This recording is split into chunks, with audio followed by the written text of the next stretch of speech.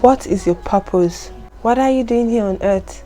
Are you even working on the right paths that you're meant to work on? These are vital questions we must ask ourselves. Before God sent us here, He made us to come and fill a gap here on earth.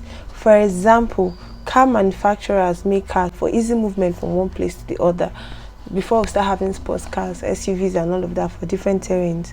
But the original idea behind the car is for easy movement. So also as you, before God made you, God has seen a gap and He said, okay, let me bring this my daughter, let me bring Deborah, let me bring Chris to fill this gap here. And we can't just do anything we like. It's not possible. There's a purpose why God made us.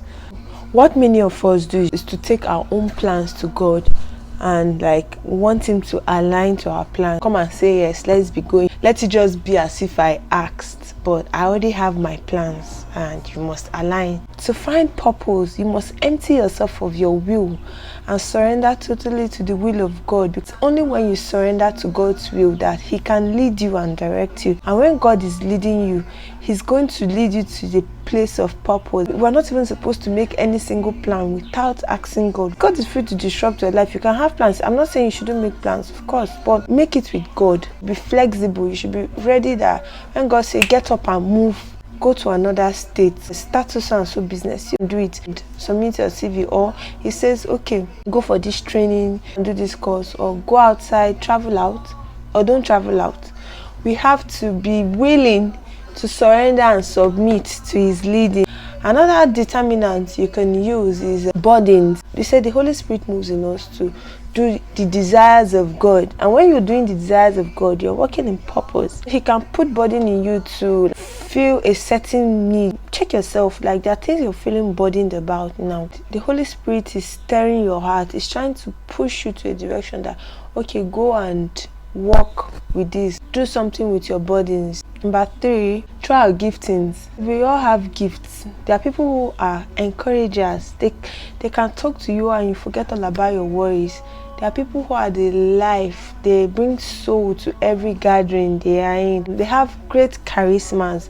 These people can make for any profession that has to do with public relations. There are other great teachers, there are caregivers. So there are just several giftings. There are people who sing, there are people who play instruments well.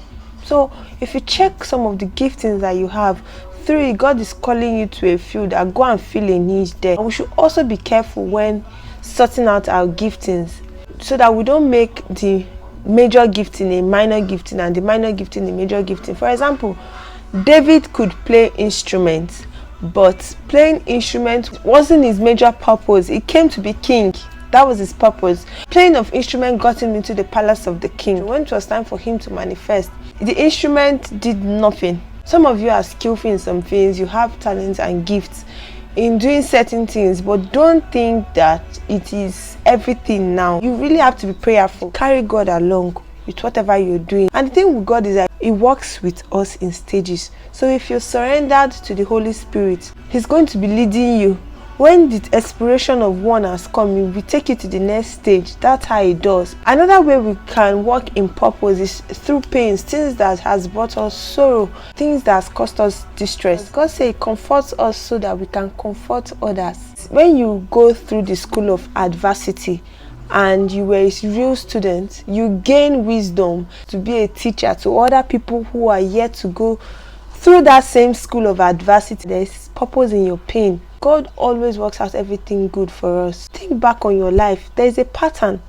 Things that you've had to overcome, that fire that you've gone through and it didn't burn you and you came out. There's a reason why God allowed you to go through it, because so that you can come out now and be a voice for those yet to go through it. And if you use these factors, you can be able to know, oh, okay, I'm working in purpose. And it's only when we work in this purpose that we'll find fulfillment and provision. And again, just because you're successful does not mean you're working in purpose. You could be tilling another man's land and harvesting from there, thinking that, oh, I'm successful, okay, God is happy with me. Whereas your gap that God gave you to fill is lying there empty, with nothing going on there.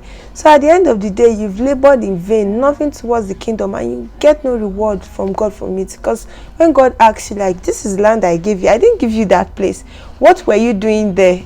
This was where you were supposed to put in all your efforts and labor in.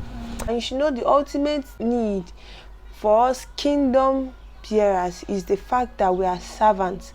So whatever purpose God has called you, something that will make you to serve others and make the life of people that come in contact with you better. That's what makes a meaningful life, and that's how we shine the light of Christ, and that's how we establish the kingdom. From today, find out what you're doing, what's your purpose, and if the things you're doing now, if that's what you're meant to do, and if you're investing into your purpose, because once you do this, your life will take a dramatic turn. Thank you.